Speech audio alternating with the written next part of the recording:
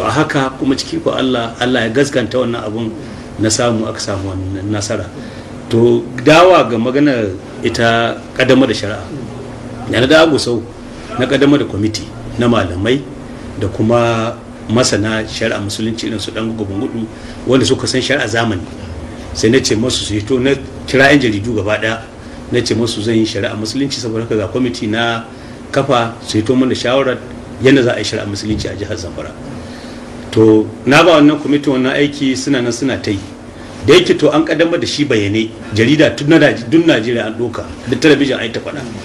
sai zama duk embassies na Najeriya suka tare Zamfara kowa na da wakili America ne Ingila ne Germany ne kowa ya aika dan jami'in tsaron shi bature ana ta bin wannan kwamiti zaman su a ga me suke son su yi me za su ce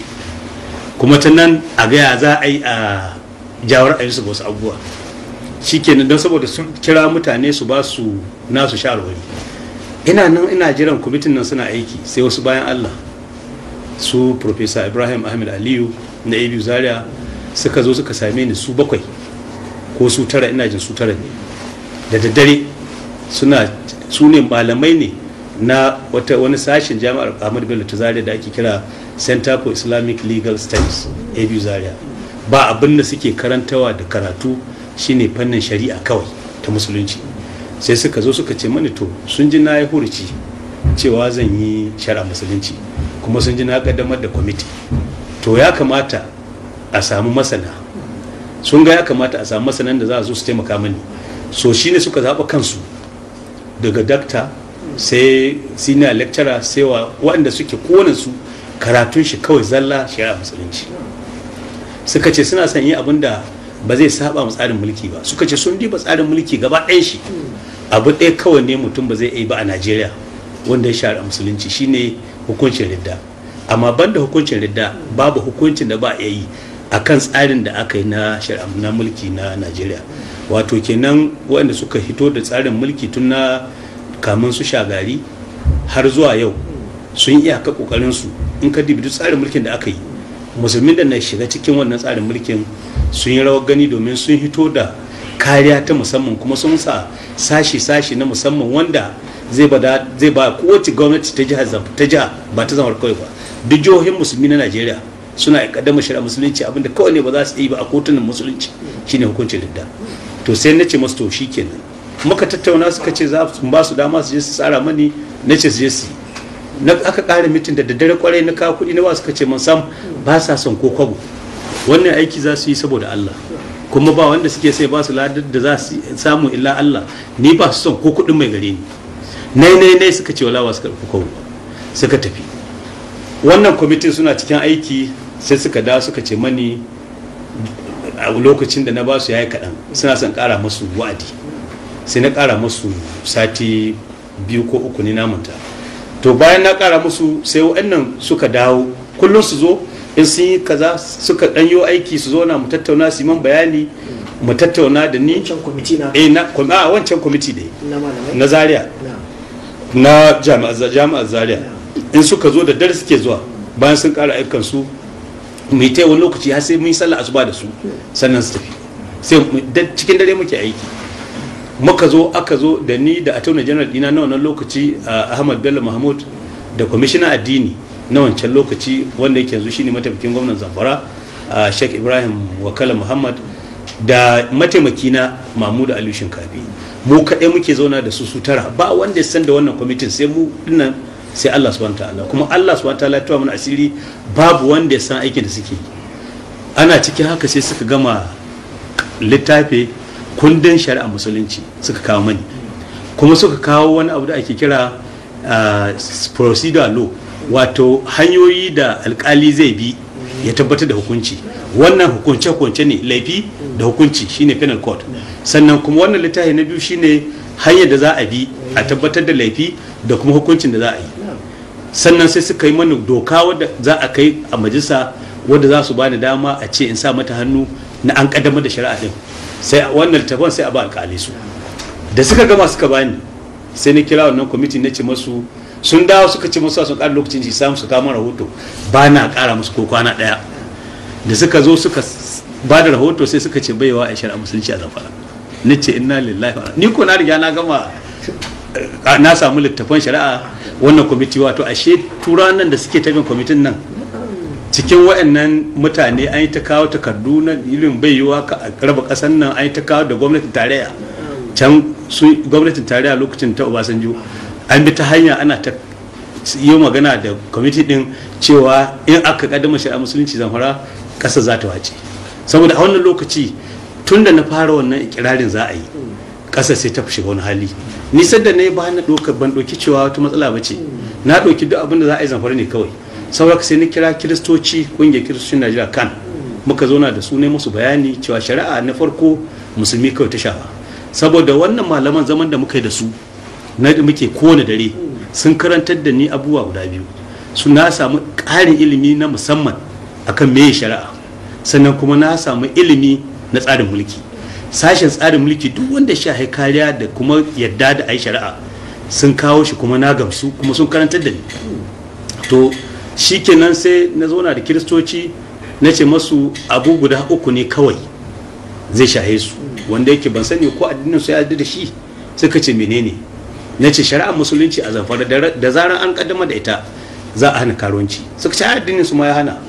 na ce to na biyu shari'ar musulunci za ta hana shan giya suka ce su ma ba sa sha bai kamata a sha ba shi ma kiristaniti ya hana sai na ce musu na uku caca za a hana caca suka ce su ma addinin su ya hana sai wani pastor ya tashi ce ran kaɗe ka ƙara da sigari ita ma addinin bai hana sha sigari nace tuna bai hana ba ban san hanyar da aka ce an ce tana cutarwa amma babu inda aka ce haramun ce ban ji wani mallami da ya ce shari'a ta ce haramun ba ce kuma tsarin doka da aka nake son na yi ba zan iya hana shan sigari ba a yanzu maybe can gaba akan lahiyar kariyar lahiyar dan adam muna aimi wata doka in suka ce to yayi muka tashi kawai amma sai ka ji kiristoci na ko'ina har dai musamman na Kaduna an taso har da wata zanga-zanga za a yi a Zamfara ba za a yi da ayi shari'a ba da sauransu to shikenan da aka zo aka kamun rahoto aka ce ba zai yi ba to a gwamnatance ya kamata na wani kwamiti da ake kira white paper committee ya diba wannan rahoto ya fitar da sakamakon abin da za a yi amma ni na riga na rika dokoki na shari'a har da dokar da zan kai majalisa an gama an bani wannan kwamiti duk ba su sani ba duk Najeriya ba wanda ya sani banda waɗannan mutanen da su hamuka da yan kwamitin nan su tara su Professor Ibrahim Aliyu da shi mataimakina da kwamishinan addini da kwamishinan shari'a da ni babu wanda ya san da wannan tsarin kuma amma mun rike abin ma aji an gama sauran da aka bani aka gama suka tafi sai na ce wannan su karo da suka bani foto din radda na da kwamiti sai na zauna ne wani nazari saboda tattaunawa da nake da malamai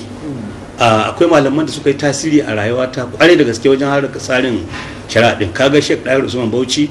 ya yi ta zuwa shina ba da shawarwari da irin addu'o'in da za a yi ya ce yawaita hasbunallahu ni'mal wakil hasbunallahu ni'mal wakil haka marigayi Liman Musa Muhammad na Central Mosque Abuja shi ma yana ba shawarwari cikin ma'aikatan gwamnati akwai tsohon shugaban ma'aikata kuma ya yi sakataren gwamnati ya yi minista yayale shi kuma akwai wata rana da Obasanjo ya kira mitin akan shari'a ya yi zafi ya kamin a fara mitin shi ya san abin da za a yi saboda lokacin an kira su kila sun ɗanyen kwakwarin miti da sauransu ya ce mani don Allah duk wanda za a yi ko da zan rasa rayuwata kar in ja baya ga wannan abu na shari'a kuma ya gashi cikin gwamnati tare haka ma shi ma Modibo yana kuma wani Modibo wanda yana ya ministan Abuja shi ma shi ke ɗaukar note in Obasanjo na magana ana mitin su ke ɗaukar minute yayala ya mun magana shi ma ya ja ni gehe bai san ma magana bai da yayala ba ya ce ran kai don Allah ka kan giza wannan tsarin na shari'a ka tabbatar da an yi shi ni ce sai an zo an kira mitin na wanda za a hana shari'a din ba suka yi wannan magana din to da ni kuma da aka ban rahoto amma wannan lokacin duk Obasanjo bai damu ba a shi wai an gaya mashi cewa kada a yi komai wannan Janar Ali Muhammad lokacin yana NSA mai ba shara a fannin tsaro ya ce ai wannan abun yaron nan ya haukace maganar shari'a tsarin mulki tunda bai yadda ba ka bar shi in aka zo yayi kuskure sai mu yi declaring state emergency a kore shi da gwamnati kaza shi kuma Obasanjo sai ya hawa haka suka tsaya suna jiran in zo in yi talala daya a kore da gwamnati. A lokacin an bayyana Obasanjo ya yi wani furici na cewa kar ma a damu da wannan yunkuri naka na shari'a. Saboda ce ta siyasa. Saboda wannan kanta za ta mutu. Saboda wannan labarin da ake wannan bayan ai ma mitin ne ai kafin wannan ma wannan ya kasa ne sai da ya kasa ya ga bai wani abu zan kai ga wannan. To wannan dai ana tununa mai kai ce kuma ya bari zan yi ta lalabiya. Ni da aka bani wannan rahoto sai na kira mitin da wa'azi na ƙasa shine a mataki na ɗauko na kira izala jos izala kaduna na kira ɗariƙa a ƙarƙashin shek ɗaruboci na kira ƙadiriya na kira yan tajidid duk wata ƙungiyar musulunci duk na haɗa su na gayyato shugabanninsu a zo a yi wa'azi na ƙasa gaba ɗaya. Wannan lokaci a wannan wa'azi ɗin shine fara nuna ma gwamnatin tarayya ba ta iya komai don an yi haɗuwa wadda a Najeriya ba taɓa yin ta ba ta musulunci a wannan wa'azi wurin bai ko shigowa irin mutane har su ma ake a wannan lokaci a ƙadiriya ƙungiyar tijaniya shek da na kai ma shek ishaq rabiu gayyata sai ya ce mana ai a gidan shi na je sai ya ce mana a'a wannan abun ai dole ne duk musulmi ya ba da goyon baya zan ma gayyato maka shugaban ɗariƙa na duniya Sheikh Abdullah Inyas daga Senegal na ce masha Allah ranka yadda ya ko shirya da jirgi da komai aka ɗauko sun kawo Lagos sai bugu man waya ya ce mana ranka yadda wannan abun ashe haka ke da zafi na ce lafiya ce gwamnatin tarayya ta tsaye ta ce sam bai kamata ya zo Najeriya ya zo Zamfara ba amma riga shigo Najeriya ne kuma na ce musu ba ta yiwa tunda har ya shiga inda bai shigo Najeriya ba sana shigowa amma tunda ya shigo Najeriya insha Allah sai ya zo Zamfara ciki iko Allah ya ɗauko jirgi aka kawo shi Sokoto muka je da motoci aka ɗauko shi daga abin nan ya zo aka yi wannan wa'azin nan ne ya tashi yana bai da lafiya a lokacin ko tafiya ba ya yi akan kujera aka aza shi ya zo ya ce duk wani ɗan ɗariƙa a duniya ba Najeriya kawai ba wajibi ne gare shi ya goyi bayan shari'ar musulunci ya ce shari'ar musulunci ɗariƙa ba ta kai ko gishiri a miya ba wajen matsayin karfin shari'a saboda an ci shari'a ai ita ce musulunci a madadin shi da iyalansa da duk shugabanninsu da kowa yana ba da umarni duk musulmin Najeriya wanda yake ɗariƙa ta Tijjaniya ya goyi bayan gwamna Yarima a wannan tsarin na shari'a musulunci. To wannan jawabin da ya yi ai sai ya sa duk wani ɗan ɗariƙa da ka sani na Najeriya har yau muna tare da shi don haka aka zo aka yi wannan wa'azi na ce alhamdulillah. Sai na ga wannan kwamiti da na ba na white paper ba su gama ba na tambaye su suka ce suna son ƙara lokaci sai na ce musu na ƙara musu lokaci sai sayar da suka gama ba san na ita musu suke an ce ma an baka lokaci kai ta yi sayar da ka gama sai na zo zan kai dokan nan a majalisar dokoki ta jiha sai na tuna da ita majalisa ai ba su ce komi ba sai na sake shirya wani wa'azi karami ran asabar zan kai da litinin sai na kira wani wa'azi ran asabar cewa ina kiran malamai na kusa da na nesa haka a zo a yi wa'azi na kaddamar da shari'ar musulunci. To wannan wa'azin sai na kirawo speaker na ce zo government house tare za mu je da shi a cikin mota sai nake gaya mu cewa to speaker house ba ku ce komai ba duk magana da ake ni ne ke magana ina son wannan wurin wa'azi za ka je kai magana ka yi alkawali a madadin masu dokoki cewa in na kawo wannan dokar za ku amince da ita. Sai ce to aka zo aka kira malamai suka fara wa'azi tun daga jawabi bayan an yi wa'azi na farko sai a kira shi ya jawabi da ya hau ya kabara guda uku don ga lokacin ba ni ba duk wani mutumin Zamfara in zai jawabi sai ya kabara uku tunda ita muka yi tun kamfen Allah ba mu nasara to muna kabara shi ma Allah ya rike mana wannan sadda muka samu. To da ya kabara uku sai ce a madadin majalisar dokoki ta jiha yana alkawali da zaran na kawo dokokin nan na shari'ar musulunci na kaddamar shari'a za su diba su kuma za su amince da su ba da dadewa ba cikin karamin lokaci. Sai aka yi takabara da ya caji ya ga abin ya an ji daɗi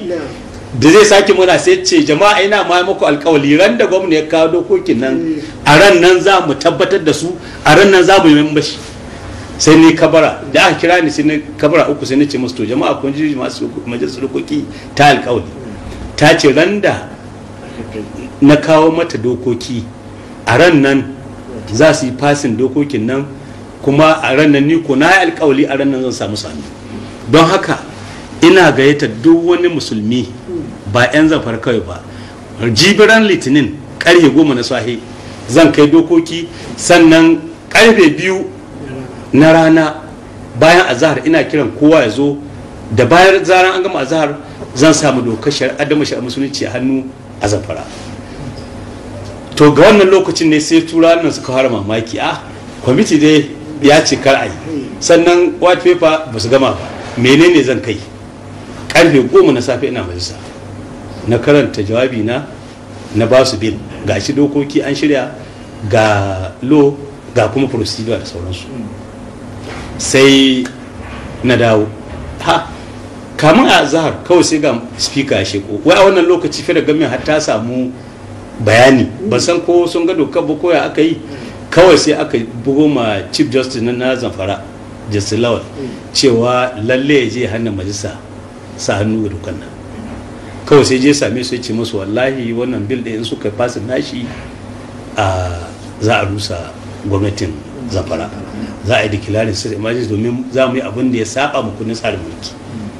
Sai suka taso suka same ni, suka yi kwamiti, aka turo majority leader da wasu mutane speaker da zuwa, sai suka ce wai ga abin da aka ce dafa suna son mu dai tsaya a yi nazarin wannan abin, ba su lokaci. Na ce wani irin lokaci? Na ce ka manta majority leader speaker ya tashi shekarun jira asabar ya alƙawalin ran da na kawo, rannan za ku fasin ɗinta, rannan za ku tabbatar da ita, ni kuma na kira mutane cewa karhe bayan azahar karfe 2 kowa ya zo zan samu ta hannu, yanzu kuma son kuka yi jawabi in ce mutane na daga. Suka ce mani, na ce masu wallahi tallahi billahi ko ku sa dokan nan ku gama, ina hitowa daga masallaci karfe 2 na zan shiga can ba inda zan sa hannu, idan ba a kamun bil din nan ba karfe 2 zan yi jawabi ga duniya in ce mu mutanen Zamfara su sani, to majalisar dokoki Zamfara ta kasa ta kyada da shari'a saboda su ne, sai in ga cewa a wannan lokaci rayuwar ku ce za ku nema ko mukaman ku, domin kun ga taron da aka yi na musulunci, mutanen Nijar, mutanen Kano, ƙasa wasu matasa suka taso ƙasa, wallahi tallahi tun da Kano a Zamfara aka gaya mani ban yadda ba, sai na aika aka dibo su suna ta tun daga Kano har ƙasa, wata ƙungiyar matasa masu sha'awar shari'ar musulunci daga Kano suka zo har Gusau ƙasa, wurin nan kamar Arafat. Da ce to don haka ko in wannan jawabin ko kuma ku kaman doka. Sai suka ce to don Allah suna son ba su dama sake koma, amma in daga zuwa bayan la'asar. Sai na sake aika da sako a gidan rediyon Zamfara cewa a yi sanarwa cewa an daga sa hannu bisa ga bukatar majalisar dokoki har zuwa bayan la'asar, ba za su karewa kamin azhar. Da suka je suka kira mitin nasu, aka ce jama'a, ni ce musu ni na yadda in rasa mukami na, bale ku ni da nake gwamna ba mukami ko rayuwa ta tattaya alhamdulillah akan wannan tafiya da. Sai suka ce mani, suka ce to wannan magana fa ta da nauyi, yanzu gwamna ya ce da gwamna ya yi jawabi ya ce mun kasa, kare mu ta kare, ba magana mukami muke ba, to in shi ya da rasa mukami don me mu za mu? Sai suka ce sun yadda, suka shiga can ba, first reading an ka karanta, second reading an ka karanta, kawai an ka ba wani tattauna, suka ce sun kaddamar da sun yi fasin dokar.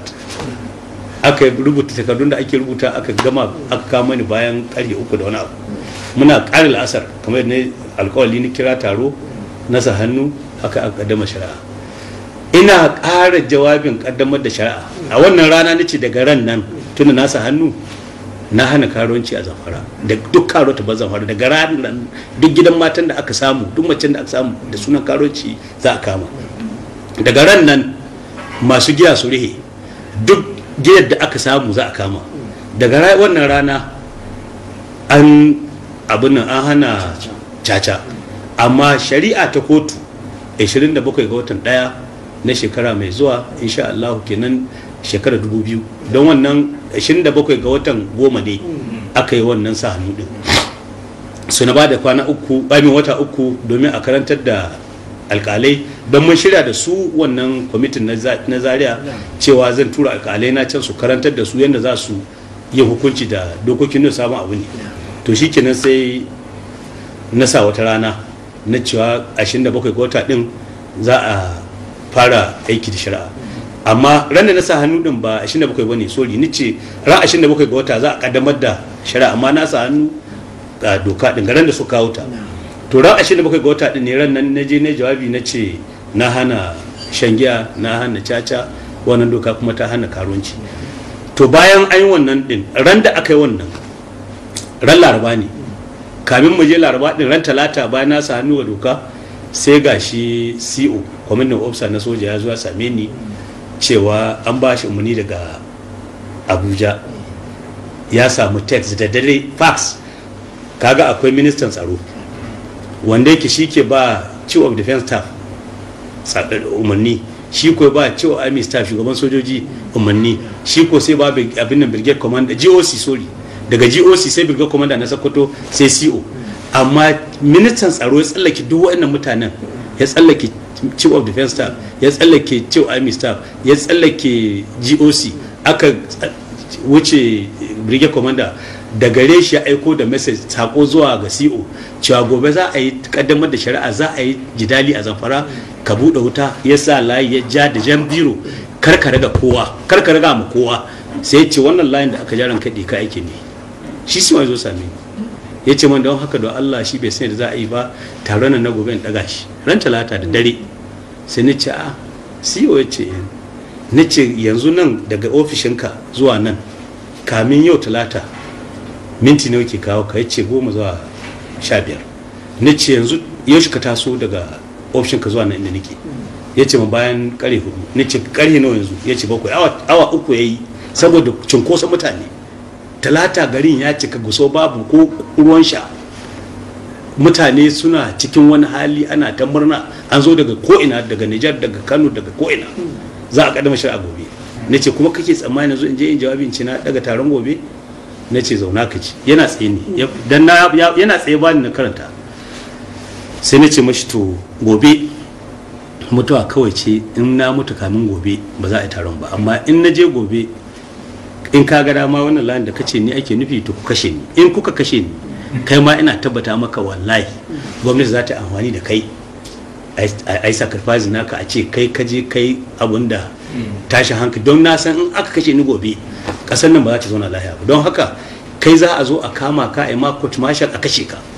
Ne ci saboda haka ni abu da nake kira gare ka ba hana kashe ni ba, amma kai taka tsantsan da taka rayuwa don ka auna ka gani. Sai ce to ranka ni dai zai je iyaka kokari na. Yanzu gashi maganan da ke da kai an aiko wani, ni lieutenant colonel ne, to an aiko wani senior dina daga Katsina da sojoji da matan kunan yaƙi da ba mu da su zo su rika mana. To yanzu ana aiko wani rika maka a ce kuma siniyan ka ne? Ka ganin kai da ni ba ni zan bashi umarni ba, shi zai ban umarni. Sai na ce to kai dai kai takatsan ka kyale shi abin da ya kawo shi. Da safe sai aka zo aka gaya min cewa an aza tanki yaƙi can wajen barikin soja guda, an aza tankin yaƙi kusa da inda za mu taru, sannan an yi layin sojoji tun daga wancan barikin wajen kilomita 3 ƙasa, kowane ya sa hula irin wanda ke zuwa yaƙi din nan masu ganye da wata bindiga mai jigida. An zo kuma suna riƙe da bulala suna bugun mutane don titin ya an mace. To samar da tsaro za su yi kuma? Kawai ba ga umarnin da aka ba su daga ministan tsaro dan Jumma, TY dan Jumma. Shikenan sai na ce to yan agaji, na kira yan agaji. A wannan wurin ne aka samu wannan hukuma da kaji ana kira Hizba. Sai na samu yan agaji na ce su je su haɗa kansu da na tajdid da na tijaniya da na fitiyanu da na JNI da na izala, duk cikin ikon Allah suka je suka ja hannunsu suka yi layi gaban soja, suka ce sojojin su bige su, kar su bugi mutane don ka a tashi hankali. In an turo su sai su turo su yi baya su turo su an dai shiga tsakanin soja da jama'a. Da aka ga ma yan wannan layi sai muka hito, ai ba magana kaddamar da shari'a,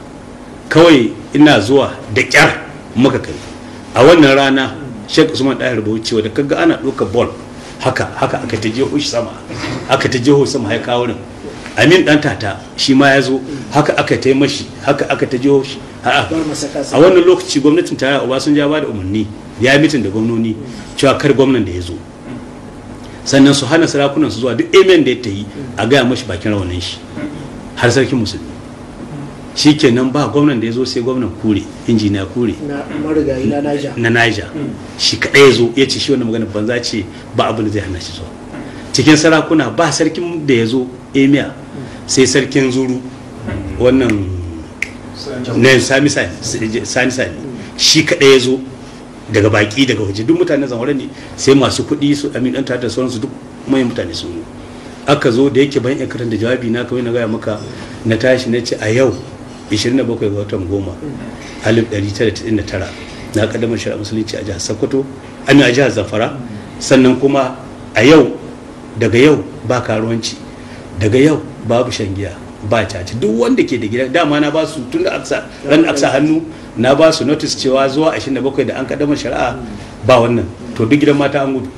Kamin ma wannan jawabin na babu karo a Zamfara har yau magana ga da ke kai ba wata karo a cikin Zamfara. Gidan giya in ka je kana son giya sai dai ka je barikin soja. To wannan lokaci ne ma ana gama kaddamawa wannan satin kawai na kaddamar Laraba sai ga wasiƙa na samu daga Abuja cewa Obasanjo ya kira mitin na gaggawa na gwamnoni. Duk magana ga nake ma da shirye-shiryen da muke an bamu mai kure, an shirya wannan rikicin, kila daga wannan rikicin sai a yi declare state of emergency. Akwai wani abu da ya faru bayan dare ya yi karfe 2 na dare ran da shi sojan ya zo ya gaya mu ya tafi. Karfe 2 na dare sai ga waya an bugo min, ina kwanci daki ina zaune, sai kawai na doka sai na ji vice president Atiku Abubakar ya ce Yarima wani irin masifa ce wannan ka jawo mana, gashi yau na samu wani abun nan fax daga ministan tsaro na ƙasa Tiwa Danjuma cewa gobe Zamfara za a rigima, an ba kwamandan soja dama ya buɗe wuta. Yanzu nan na dawo daga airport na raka Obasanjo ta America, kaji Obasanjo gudu a ya ce wato ni yanzu gwamnati tana hannuna, rigima da za a yi gobe da kashe-kashen za a yi hannuna za a yi su. Obasanjo ta karfe 1 na dare ya tashi daga Abuja, ya riga sun shayar duk wannan abin da za a yi, amma tsarin Allah ya tsare. Wannan CEO ya zo mi magana da shi kuma mun dauki wannan mataki da safe. So sai na ce ma Atiku Abubakar cewa ranka daɗe wannan takardar da ka gani ni tun karfe 6 zuwa 7 na ganta, CEO ya zo da ita. Ya ce what? Na ce wallahi ranka daɗe ni na ganta, amma karka damu yi magana da CEO, na faɗa mashi cewa mu ba tashin hankali za a yi ba, taro ne za a yi na kaddamar shari'a. In sun buɗe wuta so kashe mu walillahi alhamdu, in ko mun gama Allah ya tsare mu shikenan. Sai ce to ga waya ta dinnan wadda na kira ka da ita don ta hito ga telefon. Ya ce ba zan je ofis ba, ina gida, da ka dawo daga wajen kaddamar shari'a din nan ka kira ni, in kuma ka je wani tashi hankali ka sheko ka bugo man isa matakin da zan ɗauka. Tunda shine president, shine acting president lokacin wasu ya ta yi America. Aka zo maka kare ƙarfe 8 aka fara, na ta ƙarfe 8 ban kai wurin ba sai wajen 10 minti 5 na gama jawabi na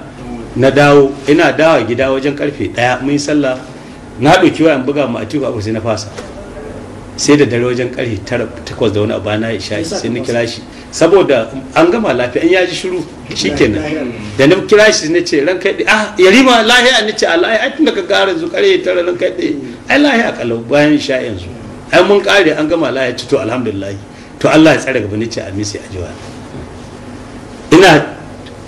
da wasu haƙƙi sai ga takarda ai kuma ana gayyatar mu mitin a Abuja, gwamnoni National Council of State da gwamnoni tsohon shugaban kasa. Ina zuwa ban mu taɓa mitin ba, aka samu gwamna 36 sai ran nan don Obasanjo ya rubuta ciki babu wakilci, ba magana dibiti ga don mutum baya zuwa sai a aiki mataimakin gwamna, wani ma har sakataren gwamnati ke tura. Ya ce ga wannan mitin yana son kowane gwamna ya zo. Gwamna 36 suka zo, kuma ciki ikon Allah duk tsohon shugaban kasa har Janar Buhari da baya zuwa taro, amma ran ne ya zo taron. Sai aka ce sai Obasanjo ce to wannan taro ya kira shi da fada cewa wannan abu da gwamnan Zamfara yayi ya saba tsarin mulki, saboda haka dole a daina ta, ba magana shari'a a Najeriya ba zai yi ba. Sai na ce mashi your excellency, na ce wannan magana ba taka bace,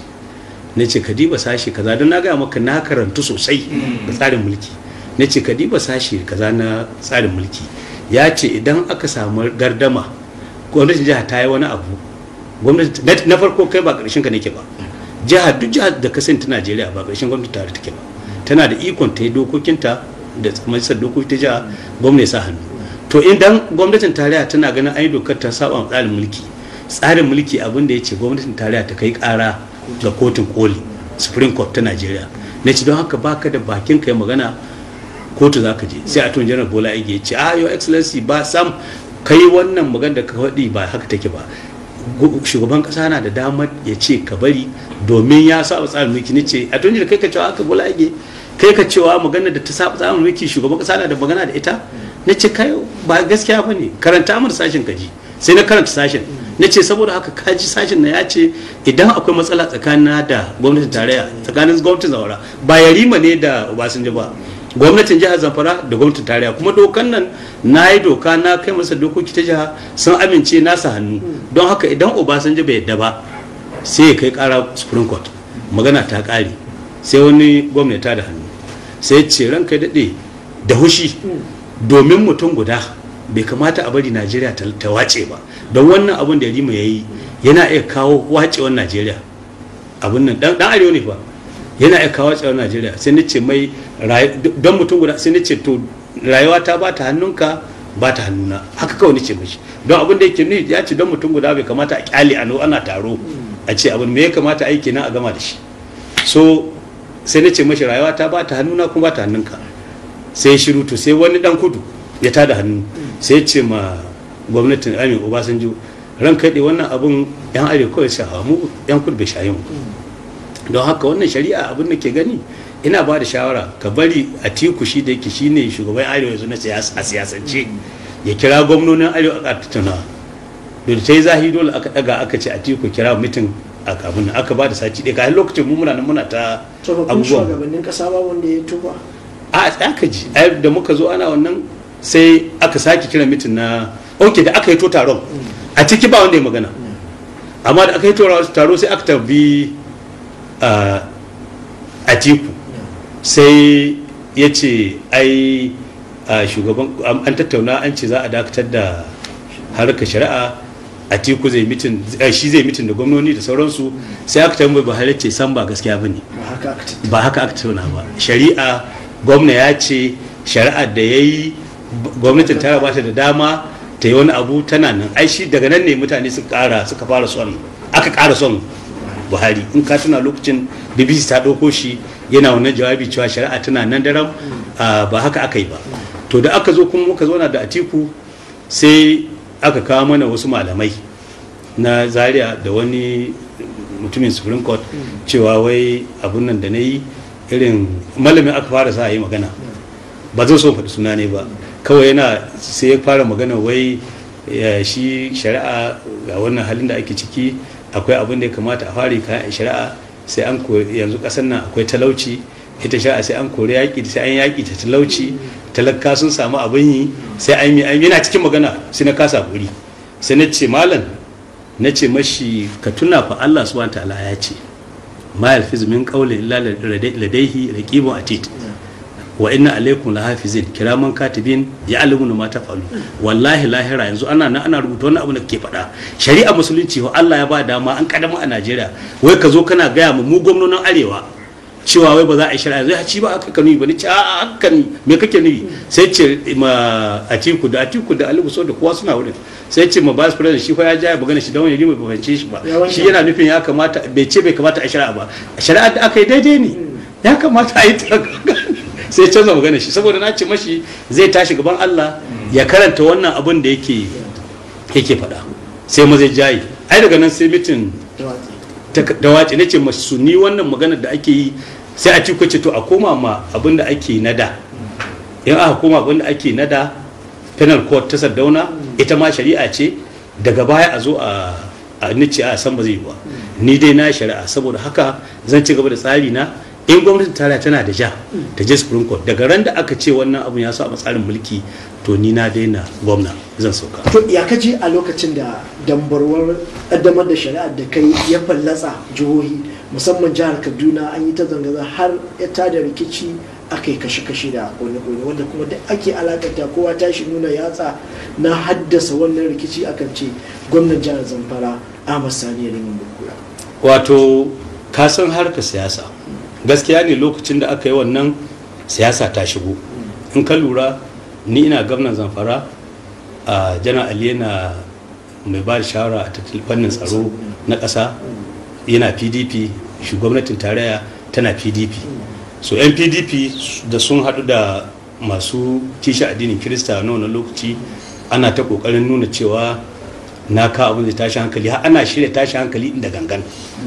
Shi yasa lokacin idan an tabbaye ni yan jaridu nukan ce waɗanda aka yi zangon katab wancan lokaci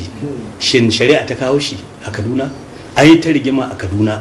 cikin garin Kaduna da ƙauyukan Kaduna tsakanin Kirista da Musulmi akan shari'a ne?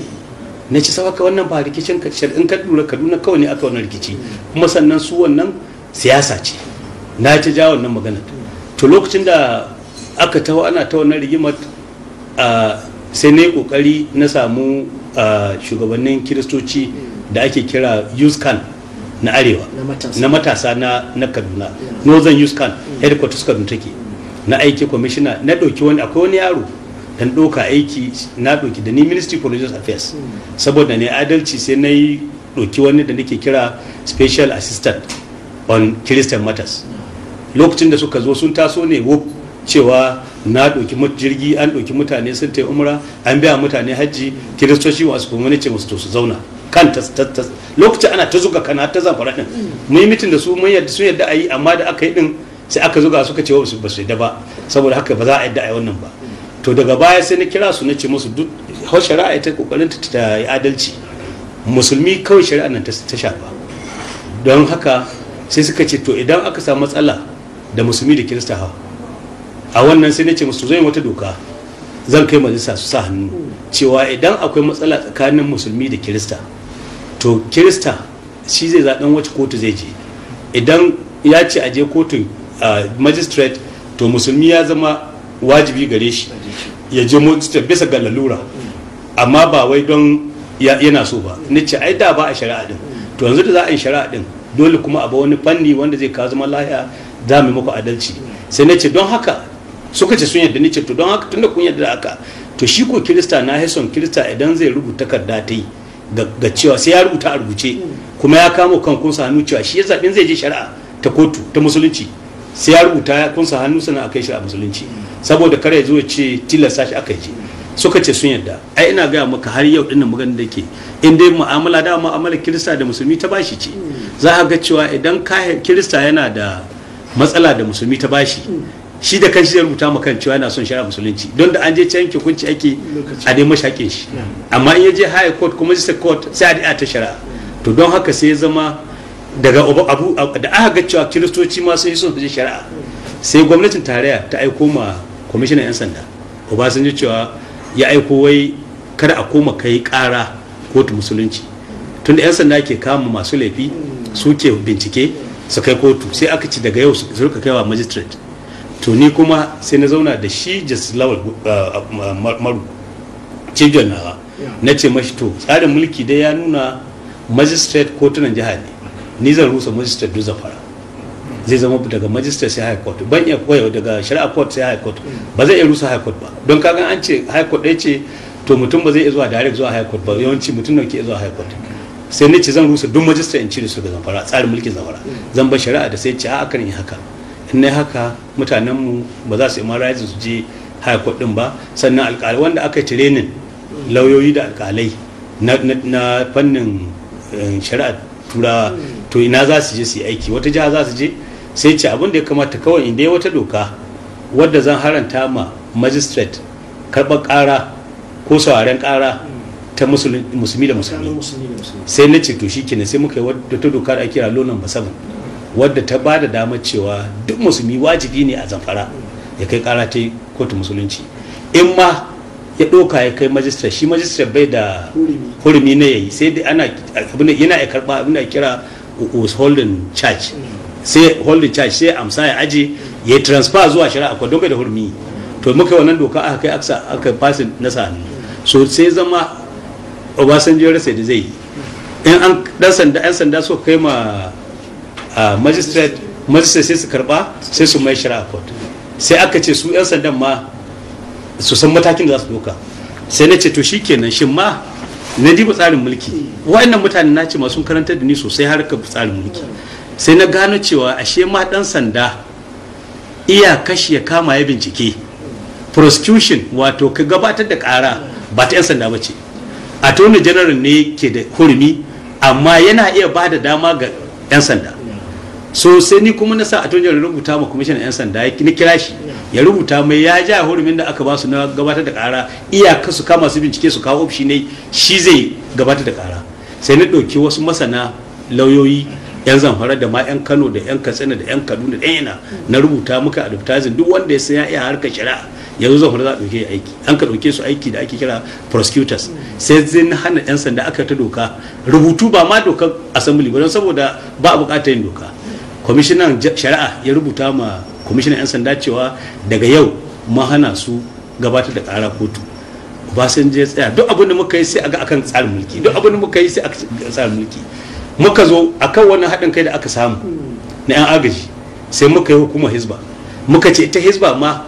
an ba ta dama muka yi doka aka yi assembly aka ba hizba dama cewa tana aika mutum saboda tsarin mulki ya ba dama ba wai hukuma ba ko kai matsayinka na dan adam dan Najeriya kana aika mai laihi ka gabatar da shi ga gwamnati ga hukuma. Sai muka ce to su hizba an ba su dama su kama su yi bincike su kai ma'aikatar shari'a ta kai kotu. Kaga mun mai da 'yan sandan Zamfara ba su da aikin yi sai yawo sintiri da kame-kame in sun kama ma in ma sun kama sun ka bincika duk inda sun kai shari'a zai koma. Sannan kayan ma su kama hizba sun koma mun kawo hizba a yi masu uniform an ba su motoci sun zama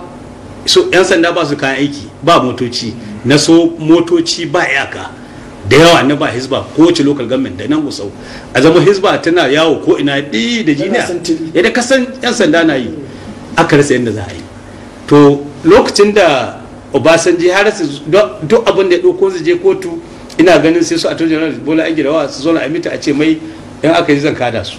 kuma suna gudun a kai kotu ya zama doka a Najeriya don duk abin da Supreme Court ta yi abin ya zama part of constitution ya zama cikin tsarin mulkin Najeriya. Da aka zo na gama tam ina na farko shikenan sai wannan ya hau a Kano shekarau to shekarau da ya zo shi ya yi alkawari da ma shi zai tabbatar da an shari'a kamin shekarau ya zo bari in baka bayanin wani abu da ya faru. Shi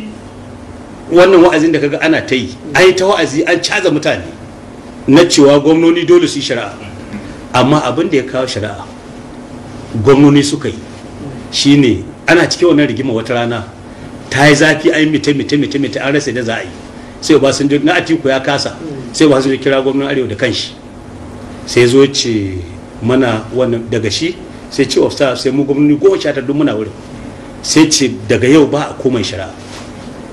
sai wata magana cewa bai kamata in faɗe ta yanzu ba amma insha Allah wannan gaba zan faɗe ta. To wannan magana da yayi sai kure ya tashi bigi tebur ya ce you are very stupid idiot. Obasanjo ya zage shi ya ce ya rance da Allah da yana kusa gare shi da zai kashe shi duk abin da za a yi da ko shi ya kashe shi wata magana ce ta ridda tun da dai kahiri ne ta dai batanci ga addinin. So sai shi kure ya tashi wannan rigimar sai shi ma tashi gashi mitin an kira mitin ya ce wai shi mitin na ƙarshe kenan akan shari'a shi da kan shi faɗa cewa wannan mitin na kira shi ne na ƙarshe akan shari'a don haka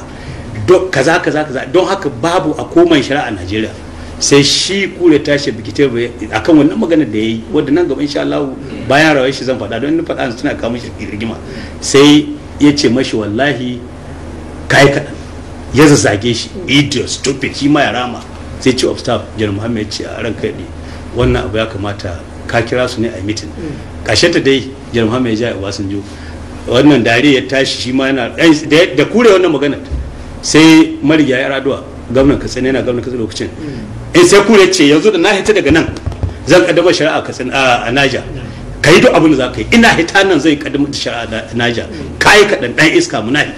Sai shi yar ado ya ce ranka yaɗe da Obasanjo mai da zagi sai ya ce ranka yaɗe baka san abin da kake yi ba wannan magana ta fita wallahi tallahi zaka rasa rayuwarka don haka ka jaye magana ga ko kuma ka san abin da kake ciki. Sai bafara tashi ce mashi ranka yaɗe wannan abu shegantakan nan ta wuce wuri don ka sai dariya tashi wai shi zai je ya declaring abin da mai sunan jaci Plateau wai Christian state. Sai ne ce mashi ne kawai ne magana ce in ka tashi kaddamar da shari'ar Christianity a Plateau ka kira ni zan zo in kaddamar maka da ita, domin na karanta shari'ar Christianity da ake kira canon law. In mutum ya sata mun ci a yanke mashi hannu, amma dokar Kirista cewa ta kashe shi. Na ce in kai dokar Kirista a Plateau, ana duk kasar jihohin musulmi ana shari'ar musulunci, jihohin kiristoci ana shari'a ta littafin ta Christianity ta canon law, to kasar da za ta zauna lafiya. Saboda haka ka zo ka yi da sauransu. Ƙarshen ta da mitin aka ja Obasanjo saboda ya zahi an wace kura na barin gamin abinan bila ya wuce yana hitowa ina bayansa ya gaya ma ADC shi ya buga ma director press ya tara duk 'yan jaridun Niger State. Ana zuwa da daddare ina DB network sai na ga breaking news, kura declared shari'a in Niger, ba doka bai yi komai kai house ba, sai da ya jawabi yana da ganin shi kasa akwai duk wanda ya ga jawabin na kure ya sauna abu ya faru, bakin shi na muimui ya yi hushi yana zuciya, ya ce daga yau da turanci ya kaddamar da shari'ar musulunci a Niger, ana ta kabara Allahu akbar, ya ce daga yau babu giya a Niger, daga yau babu cace, kuma gobe za a aika da doka abin wannan sati za a aika masa dokoki ta tabbatar da wannan dokar da na yi. Sannan sai da hoye wannan jawabin, sannan ya aiko man na bashi kwafi na bil dinmu na hada shi da yan center for Islamic Studies suka gyara mashi, sannan ya kai dokar bil ta kaddamar shari'a aka kaddamar. The following day rana ta biyu sai ga yar ado ya kaddamar shari'a Katsina, shi ma akan wannan hoshin da yayi. Da yamma sai ga ɗaya rana kuma sai ga bafara kaddama a Sokoto, daga nan sai aka yi ta jihohi. Ƙarshen ta a Kano wata rana ina zama na a Gamin House, kawai sai wannan ya kira ni a'a kamin shekara wannan Rabu Musa Kwankwaso, Yariman da Allah ka zo yanzu nan. Obasanjo kira ni da kanshi, Obasanjo ta yi zahi an hana Kwankwaso zuwa masallaci 2002, duk inda ya je masallacin Juma'a sai ana masa kuwa a taso a ci za a bige shi sai ya shira. Jihohi da sun yi Bauchi an yi, Amin Mazu ya kowa yi, sai ya koma yana sallar Juma'a barikin soja. A can ma barikin soja sai mutane suka tsoro tarewa can, da ya zo a ta masa kuwa, mu shari'a muke so sai ka shari'a. Obasanjo na sai ya samu security force da kanshi. Obasanjo kira kadiba wannan kalamin da ya ce mitin na karshe, sai ga shi goma Kwankwaso waya cewa ya je kaddamar shari'a Kano, idan bai yi ba ba zai ci zabe ba. Sai Kwankwaso ya bugo mana cewa Allah in zo in taya shi a kaddamar shari'a Kano a abin nan. Muka zo 2002 ya kira taron da ina ganin in bai kai na Zamfara ba sai kaɗan. Aka yi taro makil Kano, muka kasa shiga wurin taro, ƙarshen cikin bus muka hito ta taga muka hau sama, aka kawo abin jawabi ba aji sosai, ya kaddamar shari'a na jawabi ya yi jawabi, muka ce a kaddamar shari'a Kano. To kaga tunda yadda aka yi ta da shekaru ya zo, sai shi ya dokokin na gaskiya, ya kafa hizba, ya kafa duk abin da ake yi. Da Obasanjo zaɓe shekaru ya ci, nima na dawo, sai ya kai ƙara a kotu. Bai kai karar hizbar ta Zamfara ba, sai kai karar hizbar Kano, cewa wai hizbar nan da aka yi ta Kano haramun ce, ta sa abin dokokin tsarin mulki. Aka yi ta shari'a shekaru na ta bin shari'an nan har Supreme Court, sai ga Supreme Court ta yi jajimin cewa hizba ta yi daidai da tsarin mulki. Shi yasa yanzu kowace jiha ta musulmi tana a hizba, domin Supreme Court ta yi wannan jajimin cewa hizba ba ta saba tsarin mulki ba, dokokin da aka yi na tsarin mulki. Batun shari'ar musulunci a jihar Zamfara har yanzu ba zai kare ba sai an ɗauko maganar shari'ar da aka yi na Jangebe. An yi ta alakanta cewa siyasa ne aka gudanar a wannan zargi da hukunci da aka, me ya faru a wannan lokaci? To kasan kamar da aka faɗa ɗazu, Obasanjo da ya ga tafi ƙarfinsa ya ce Kwankwaso ya yi shari'a. Jihohi 12 na Arewa sun kaddamar shari'ar musulunci. Da duk aka ji aka tambaye shi America ne ina ne, sai ce ai siyasa, Yariman siyasa, amin shari'ar da ya ta siyasa ce, za ta fizzle out. Ya ce shari'a is political, it will fizzle out. So ana nan kwatsam kawai sai muka ji, don mutane sun tsorata, za an kai cikin shekarar nan hudu tun 1999 har 2003, za a ga cewa da waya ka ji an ce an shiga gidan wani. An kai ga lokacin da don dokokin da aka yi, kowace irin doka da kasan ya kamata a yi, wannan santa din su yi mana, hatta ta shari'a wa aminta ta sallah. An yi doka cewa idan aka yi kiran sallah, dole wadda ka gana a Saudiya, dole mutum ya shagon su je sallah, sai gashi an kama wani ya je ya sata shanu wanda ake kira buba kare garke, dama sana'a shi kenan kawai sata shanu.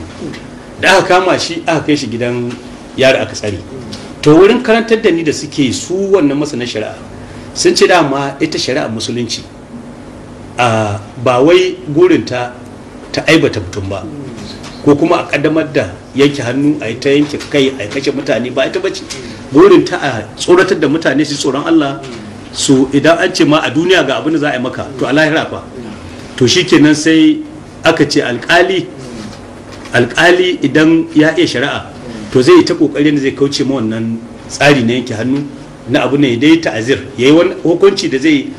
ga cewa an kaddamar da abu na sarausu. To amma nan buba sai je kotu ya kirari cewa lalle shi barawo ne yayi sata, yayi amsa wannan lahin nashi. To da aka zo ya amsa aka ba shi dama, dokar ta ba dama cikin kwana 30 ka daga kara kana so. Akwai shari'a court 1, akwai 2,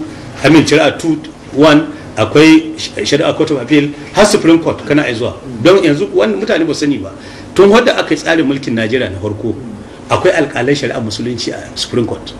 wanda in an kai ƙarar shari'a musulunci su ne za su zauna su ce wannan abu ya dace da shari'a ko bai dace. To shine muka dibi wannan dama muka ce ya kamata a kai har supreme court. Aka ba shi kwana 30 ya yi appeal bai yi ba, ni kuma da ya zo lokaci cika da yake ba mu yi tsammanin za a samu a isa ta yanke hannu lokaci na ba mu shirya ya za a yanke hannu ba. Da aka ce ma an yanke hukunci lokaci ya cika, na rasa ya zan yi, ba dai lokacin za mu aika Saudiya mu gaya ake yi, an ce mana takobi ake sa a yanke. To mun kuma ko sai takobi wani masai da za a yanke. Sai ni kira wani marigayi kwamishina na shari'a lokacin shine likitan gwamna da ake a gamin house, daga baya na mai da shi kwamishinan lahiya. To sai ni kira shi na ce mai Dr. Buzu ya za a yi a yanke hannun barawo lokaci ya yi. Sai ya ce mani ranka da an kai accident mutum hannun shi lalace ko ƙasa ƙata mu akan kai mutum asibiti a cire. Na ce kana iya cire mashi hannunsa, ya ce yana yawa. Na ɗauko barawon nan daga gidan yari na za a kai shi asibiti can mahora, da amma mahora aka yi shari'a a can aka shi. Dr. Buzu ya je general hospital, ba wanda ya sani, duk shiri muka yi mun shirya da tsaro da komai. Aka je aka yi mashi allura, aka yanke hannun shi, sannan aka dafa shi a gadonsa, aka ɗauko ga talabijin da kowa aka nuna cewa gashi an kaddamar da shari'ar da kaddamar barawon na farko an yanke mashi hannu. Mutane nan Amnesty International ta taso, gwamnatocin waje aka taso, na cikin gida yan human right suka taso, Yarima ya abinda suka wani ya kira na jarida caption haka, babbar jarida ta kudu, wai the Butcher of Zamfara has done it. To mai sauraro, gashi mun gangaro amma lokacin ya riske mu, don haka a nan za